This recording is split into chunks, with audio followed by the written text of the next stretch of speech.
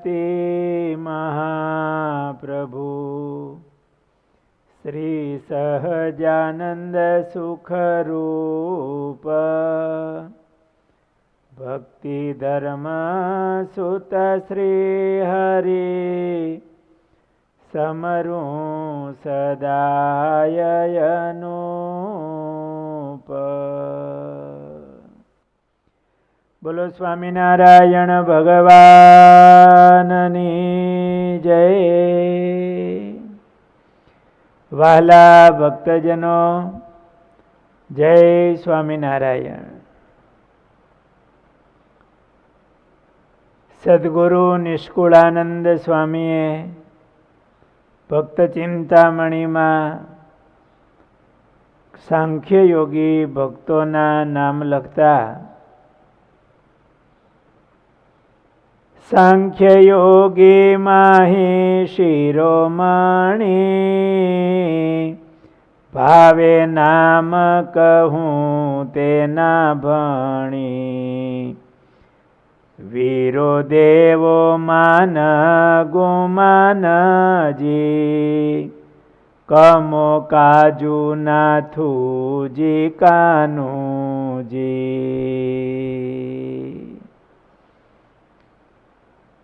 વીરા ભગત અને દેવા ભગતના નામ લખ્યા.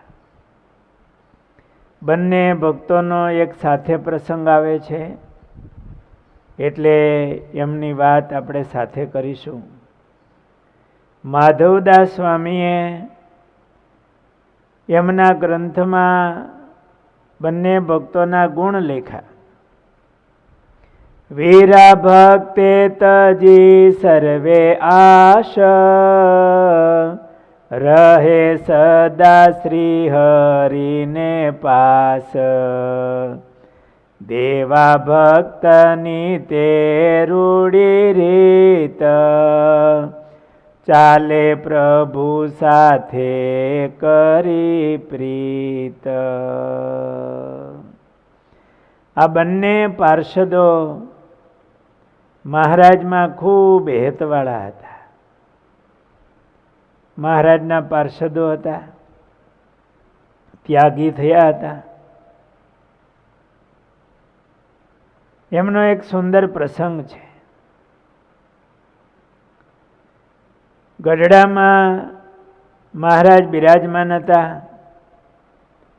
આ દેવો ભક્ત અને વીરો ભક્ત મહારાજના પાર્ષદ મહારાજની આજ્ઞાથી દાદા ખાચરની ખેતીનું એ કામ કરતા, સેવા કરતા. એમનો ઉતારો રામ પ્રતાપજી મહારાજ એટલે રામ પ્રતાપભાઈને જ્યાં ઉતારો હશે એની બાજુમાં આ બંને પાર્ષદો રહેતા હશે, બાજુના ઓરડામાં. એમાં રામ પ્રતાપજી મહારાજ ધોકડ વગાડી અને આખી રાત ગાવણું કરે. કેવી ભક્તિ હશે એમને. રામ પ્રતાપભાઈ દોકડ વગાડતા, દોકડ વગાડતા જાય અને કીર્તન ગાતા જાય. નહીતર આપણે ધૂન કીર્તન થતા હોય ને એમાં જે દોકડ તબલા વગાડતા હોય ને એ ધૂને ન બોલે, કીર્તને ન બોલે, એનું વગાડવામાં જ તાન હોય. એ વગાડે, આપણી સેવા આવી ગઈ, આપણું ભજન. પણ જૂના સંતો હરિભક્તો વાજિંત્ર વગાડે તો જો ઝીલણિયા કીર્તન બોલાતા હોય કે ધૂન બોલાતી હોય તો સાથે ગાતા જાય. રાસ લેતા હોય તો એ ભેળા પોતે રાસે લે પણ કીર્તનોય ગાય ભગવાનની મૂર્તિને સંભાળીને. આ રામ પ્રતાપભાઈ પોતે એકલા જ દોકડી વગાડે અને ગાવણું કરતા જાય અને આખી રાત્રિ ગાવણું કરે. આવું ભગવાનનું ભજન કરતા રામ પ્રતાપજીભાઈ. હવે આખી રાત્રિ દોકડ વગાડે અને ગાવણું ગાય. આ દેવો ભગત વીરો ભગત આખો દી ખેતરમાં સેવા કરી હોય, મહેનતના કામ કર્યા હોય. બે રાત્રે સૂવું હોય, બાજુમાં જ ઓરડો, અને રામ પ્રતાપભાઈ ગાવણું કરે અને દોકડ વગાડે. એટલે આ દેવાભાઈ અને વીરાભાઈ પાર્ષદ એમને ઊંઘ આવે નહીં. એટલે બેઉ જણાએ વિચાર કર્યો કે રામ પ્રતાપજીભાઈ જો ગાવણું કરતા આળસે એમ કંઈક આપણે કરીએ તો આપણને ઊંઘ આવે. એટલે આ બે પાર્ષદ રામ પ્રતાપભાઈ પાસે ગયા, પગે લાગી અને બે પાર્ષદો બેઠા અને રામ પ્રતાપભાઈને કીધું કે અમને મહારાજે તમને કેવા મોકલા છે કે ગાવણું કરશો નહીં. પોતાનું તો માને નહીં એટલે મહારાજનું નામ વટાવ્યું કે મહારાજે અમને મોકલા છે કે તમે ગાવણું કરશો નહીં. એટલે મહારાજે કીધું. રામ પ્રતાપભાઈ તો દોકડ બાંધી અને સૂઈ ગયા. અને આ દેવો ભગત ને વીરો ભગત પણ સુખેથી સૂઈ ગયા મહારાજને સંભાળીને. થાક્યા હોય આખો દી સેવા કરીને, મહેનતનું કામ કરીને. સવારમાં રામ પ્રતાપભાઈ એની થેલીમાં જે કઈ સામાન હશે એ થેલી ભરીને સાબદા થઈ તૈયાર થઈને ચાલી નીકળ્યા.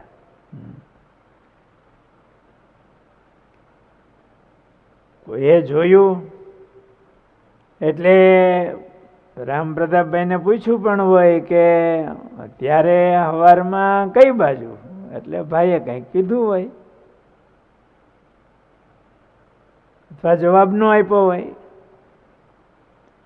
એટલે કોઈએ મહારાજને સમાચાર આપ્યા કે મહારાજ ભાઈ રિસાઈને ચાલ્યા ગયા છે. એટલે મહારાજે કીધું કોઈએ કંઈ કહ્યું હતું કે ના મહારાજ એ અમે કંઈ જાણતા નથી. સૌએ એમ કીધું આવું ભેળા થઈ ગયા હોય. મહારાજ કે ચાલો આપણે પાછા વાળીએ. એટલે મહારાજ માણકી અસવાર થયા અને મુક્તાનંદ સ્વામીને ગાડામાં બેસાડી અને મુક્તાનંદ સ્વામીને પણ ભેળા લીધા. કારણ કે મનાવવા હોય તો મુક્તાનંદ સ્વામીની જરૂર પડે.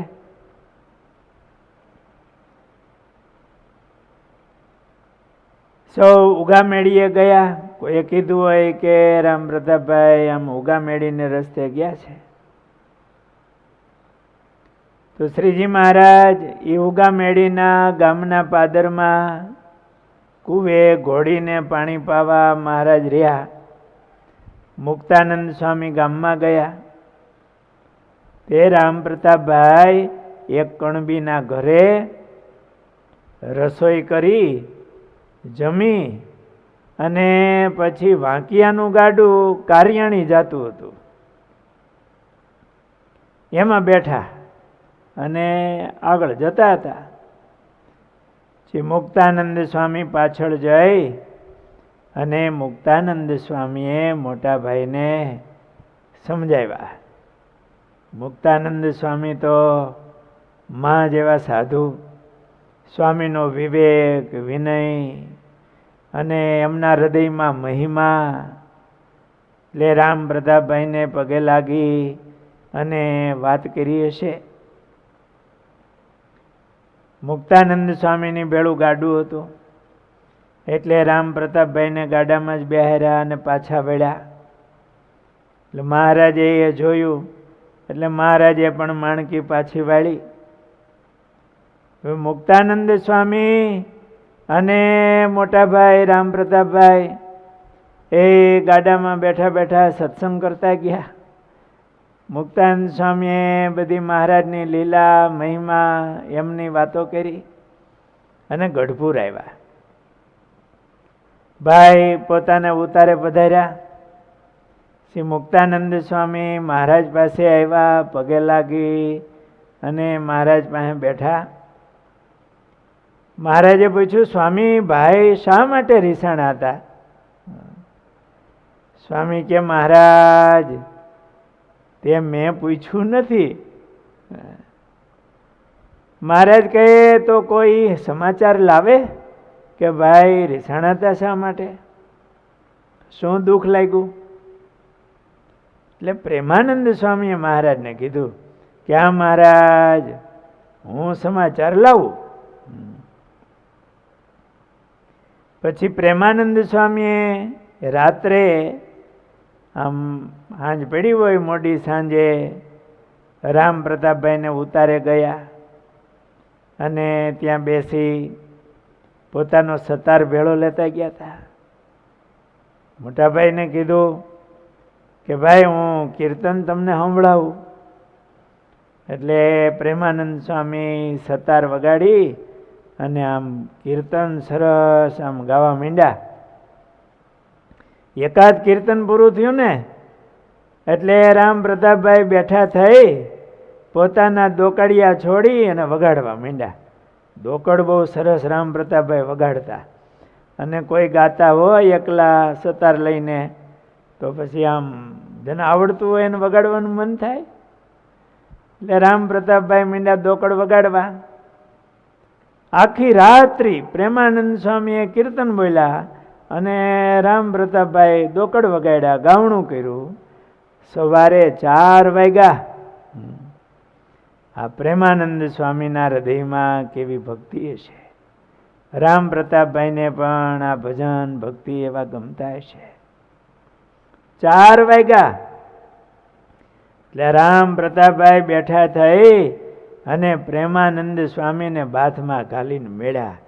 રાજી થઈ ગયા અને કીધું, પ્રેમાનંદજી માગીએ. એમ રાજી થઈ ગયા હોય એટલે આમ મોજમાં આવે ને, એટલે બહુ રાજી હતા ને. એટલે પ્રેમાનંદ સ્વામીએ પૂછ્યું, ભાઈ કાલે તમે શા માટે રીસાણા હતા?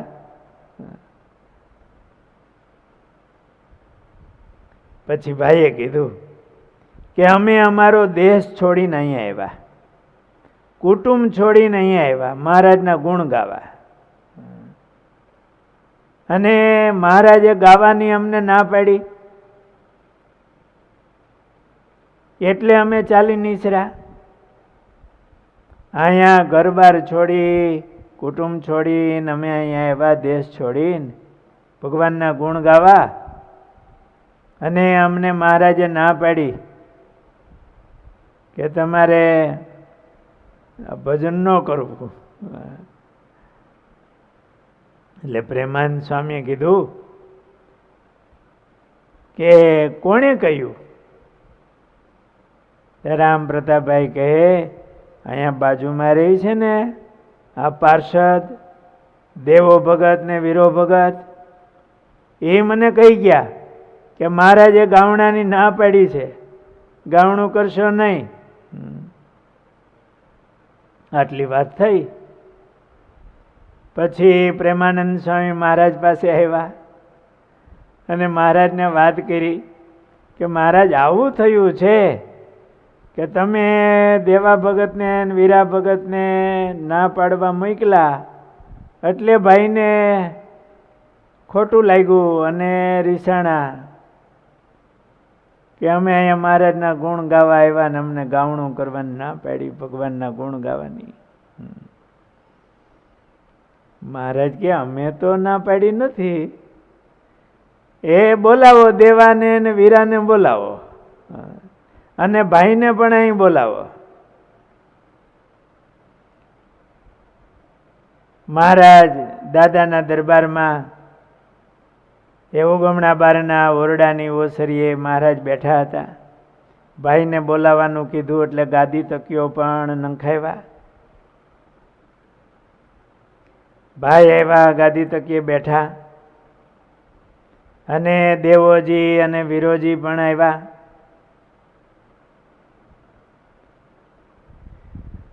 એટલે મહારાજે કીધું, ભાઈ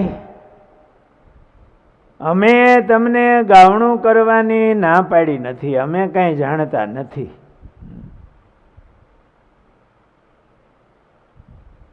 અને દેવાજી અને વીરાજીને કીધું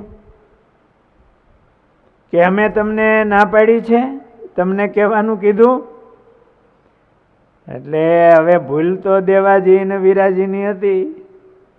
એમણે હાથ જોડ્યા કે ના મહારાજ, તમે ના પાડી નથી, પણ અમે 2 દિવસ આમાં થાકેલા, આખો દી કામ કર્યું હોય, 2 દિવસથી ઊંઘ આવી નહોતી. બાજુમાં તબલા વગાડે, ઊંચેથી ગાય. એટલે મહારાજ આ રાત આખી બાજુમાં ભાઈ ગાવણું કરે, અમને ઊંઘ આવતી નહીં.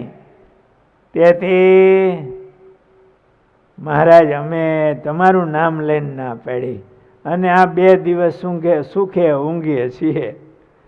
પણ મહારાજ આ અમારી ભૂલ હતી. એટલે રામ પ્રતાપભાઈ એકદમ દેવાજી ને વીરાજી ઉપર કોપાયમાન થઈ ગયા. મહારાજને કીધું કે કાં તો આ દેવા અને વીરાને રાખો ને કાં તો મને રાખો. આવા માણસને અહીંયા રાખ્યા છે.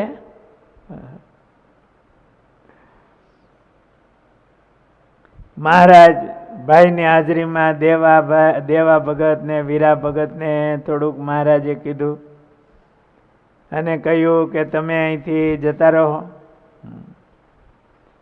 પછી રામ પ્રતાપભાઈ આમ રાજી થયા. રામ પ્રતાપભાઈ ગયા. પછી મહારાજે વીરા ભગત, દેવા ભગતને બોલાવ્યા, કારણ કે એ સેવા ખૂબ મહારાજની આજ્ઞાથી કરતા, આખો દિવસ મહેનત કરતા હોય, અને રાતે આખી રાત બાજુમાં અવાજ આવે. એટલે મહારાજે 2 પાર્ષદોને કીધું કે તમે માંડવજાર જતા રહો. હમણાં થોડા દી માંડવધાર રહ્યો. એટલે 2 જણ માંડવધાર ગયા. હવે 2-3 દિવસ ગયા. રામ પ્રતાપભાઈ ઘેલે નાવા ગયા હતા. ત્યાં કોઈક માણસો નદીમાં માછલા પકડવા આવ્યા છે, અને જાળમાં માછલા પકડે. રામ પ્રતાપભાઈ આકરા હતા, પણ આમ દયાળુ બહુ હતા.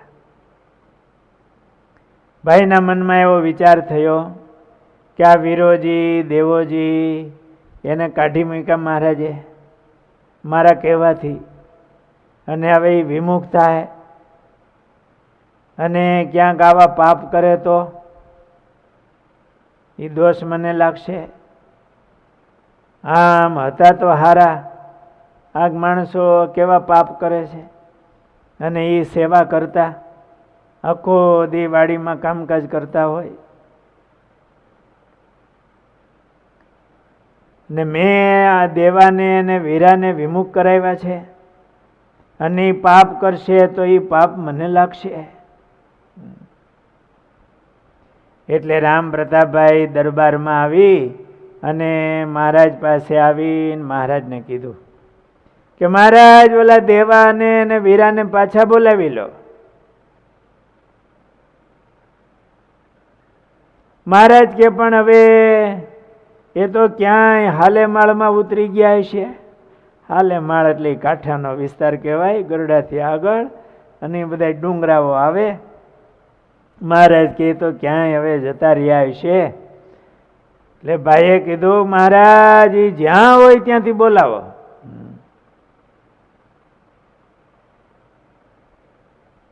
એને ઝટ બોલાવો. એ વિમુખ થયા ને કંઈક પાપ કરશે તો મહારાજ એનો દોષ મને લાગશે. એટલે મહારાજે કોઈ પાર્ષદને બોલાવ્યા અને કીધું કે વીરાની ને દેવાની તપાસ કરો. એ હાલેમાળ બાજુ કદાચ ગયા હોય તો જ્યાં હોય ત્યાં તપાસ કરો, એને તેડીને લાવજો. પછી મહારાજે એકલા બોલાવીને એને કીધું, માંડવધાર છે, તમે 2-3 દિવસ ત્યાં રોકાજો અને એને સમજાને પછી અહીંયા લઈ આવો. પછી 2-3 દિવસ પછી આ વિરોજી દેવોજી મહારાજ પાસે આવ્યા, પગે લાગ્યા, દંડવત કર્યા અને મહારાજની માફી માંગી. મહારાજ, અમારી ભૂલ થઈ ગઈ. મહારાજ કે અમે રાજી છીએ. રામ પ્રતાપભાઈ એના પણ દંડવત કર્યા વિરોજી દેવોજીએ અને ભૂલ બદલ ક્ષમા માંગી. રામ પ્રતાપભાઈએ કીધું, અરે તમે ક્યાં હતા? એટલે એમણે બંને જણે કીધું, અમે તો હાલેમાળના પર્વતમાં આઘા ઉતરી ગયા હતા. આવી રીતે પછી દેવાજી અને વિરોજી એણે રામ પ્રતાપભાઈને રસોઈ આપી ને મહારાજે રાજી થઈને પ્રસાદીના ચરણારવિંદ આપ્યા હતા ને વિરોજી દેવોજીને, એ ચરણારવિંદ રામ પ્રતાપભાઈને આપ્યા અને રાજી કર્યા રામ પ્રતાપભાઈને. આ પ્રસંગમાંથી આપણને તો મહારાજની લીલા યાદ આવી, લીલા ચરિત્રનું સ્મરણ થયું. પણ આમાં શીખવા જેવું પણ ઘણું છે. ઘણી વાર કોઈક આપણને કે આમ કીધું છે, બારોબારની વાત સાંભળી અને આપણે મગજમાં ન લઈ લેવાય.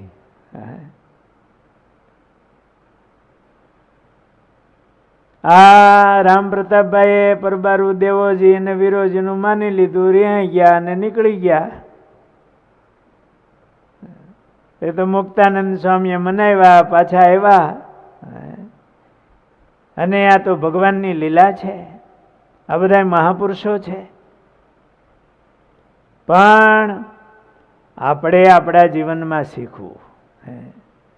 પરિવારમાં રહેતા હોઈએ, કોઈ મંડળમાં રહેતા હોઈએ,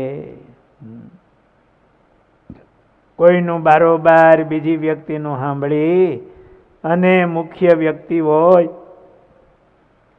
એના પ્રત્યે કાંઈ આપણે મગજમાં બાંધી ન લેવું કે મને આમ કીધું, આમ કેમ કર્યું છે. હકીકતમાં બારોબાર વાત આવી હોય અને શબ્દ તો એવો છે, એક પાસેથી બીજા પાસે ત્રીજા પાસે જાય, વધતો વધતો આવે, રજનું ગજ થાય. અને ઘણી વાર મોટાએ કઈ ભાવનાથી કેમ વાત કરી હોય, આપણી ઉપર રાજી પણ હોય અને આપણે મગજમાં બાંધી લઈએ કે મારા પ્રત્યે આમ થયું. એમ પરિવારમાં પણ કાંઈ મનમાં કોઈ પ્રત્યે બીજી ભાવના થાય તો થોડો ટાઈમ ધીરજ રાખી અને પછી ખુલાસો કરી લેવો જોઈએ. તો હકીકતમાં ઘણી વાર કાંઈ ન હોય અને આવું થાય. મહારાજે કાંઈ કીધું નહોતું રામ પ્રતાપભાઈને, ને દેવોજી ને વિરોજી અને રામ પ્રતાપભાઈ પ્રત્યે કાંઈ દ્વેષ નહોતો.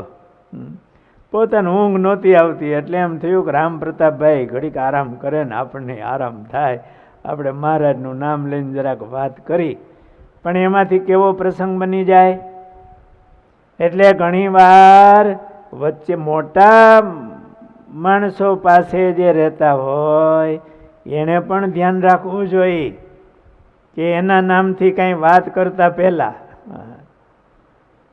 ઘણી વાર એ એનાથી દૂર થઈ જાય તો આપણને કેટલો દોષ લાગે. ભગવાન હોય, ભગવાનના મહાપુરુષો હોય, એના પ્રત્યે હવને ભાવ રહે એવી વાત કરવી જોઈએ કે જેથી કરીને ઘણાનું સારું થાય. ભગવાનનો અભાવ આવે, ભગવાનના એવા મહાપુરુષ પ્રત્યે એને કાંઈ ભાવના થાય તો જીવનું બગડી જાય. અને આપણે જે પરિવારમાં રહેતા હોઈએ આ વાતમાંથી શીખવું કે આપણા અંતરમાં એના પ્રત્યેનું કાંઈ આપણને એમ થાય કે આ મારા પ્રત્યે આમ કરે છે કે આવું બોલે છે કે આવું બોલ્યા તો આપણે તુરત માની ન લેવું. નિખાલસતાથી વાત થતી હોય તો વાત કરી લઈએ. એટલે ઘણી વાર અણસમજણ હોય તો એ નીકળી જાય, બીજું એવા કાંઈ ન હોય. અને આવી વાતોથી ઘણીવાર પરિવારમાં પણ બહુ તિરાડ મોટી પડી જતી હોય. વસ્તુ જોવા જાય તો કાંઈ ન હોય, અને બીજું કોઈના પ્રત્યે આપણને કાંઈ થયું હોય તો એમનો પોઝિટિવ વિચાર કરીએ. જેમ રામ પ્રતાપભાઈને થયું કે આ વીરાજી દેવાજીને મહારાજે કાઢી મૂક્યા, એ ભગવાનની સેવા કરતા હતા, અહીંયા કેટલી સેવા કરતા હતા, હવે વિમુખ થયા તો ભગવાનથી દૂર થયા, પછી કંઈક પાપ કરશે તો એમાં નિમિત્ત હું બન્યો. રામ પ્રતાપભાઈને એના પ્રત્યેનો વિચાર આવ્યો, ભલે 2 દિવસ પછી આવ્યો. આપણે આ ચરિત્રમાંથી શીખવું. અને કોઈના પ્રત્યે કાંઈ વિચાર આવે કે મારા પ્રત્યે આમ બોલ્યા અથવા તો મને આમ કીધું, તો અત્યાર સુધી એણે મારા પ્રત્યે કેટલો ભાવ રાખ્યો છે, મને કેટલા મદદરૂપ થયા છે. આ પરિવારના સભ્યો હોય તો ક્યારેક કોઈના 1-2 શબ્દોથી બોલવાથી આપણે અંતર પડી જતું હોય, તો અત્યાર સુધી એણે મારા પ્રત્યે જે ભાવ રાખ્યો છે, જે સેવાઓ કરી છે. એક પરિવારમાં સભ્યો રહેતા હોય, પુરુષો મહિલાઓ, તો એકબીજાને કેટલામાં મદદરૂપ થયા હોય, એકબીજાનો આધાર હોય, હાજા માંદા સેવાઓ કરી હોય, કેટલા ઉપકારો અરસપરસના હોય. તો ક્યારેક આપણને એકાદી વાર કાંઈ એવો શબ્દ બોલાય કે એની ભૂલ થાય તો એનો કાંઈ આપણને દોષ દેખાય, તો અત્યાર સુધી જે કરેલા ગુણ હોય એની સામે નજર કરવી, અને પછી એક્શન લે શાંતિથી વિચાર કરીને, તો તુરત આપણે નિર્ણય લેવાનું મન ન થાય. આ ભગવાનનું ચરિત્ર આપણને ઘણું શીખવાડે છે. અને મહારાજ પણ કેવા દયાળુ. ભગવાન આ રામ પ્રતાપભાઈ, દેવોજી, વીરોજી એ તો મુક્ત હતા. ક્યારેક આપણને શીખવાડવાને માટે આવા પ્રસંગો બન્યા હોય, એમના પ્રત્યે આપણને પૂજ્ય ભાવ રહે, અને આપણા જીવનમાં આવા પ્રસંગોમાંથી શીખીએ.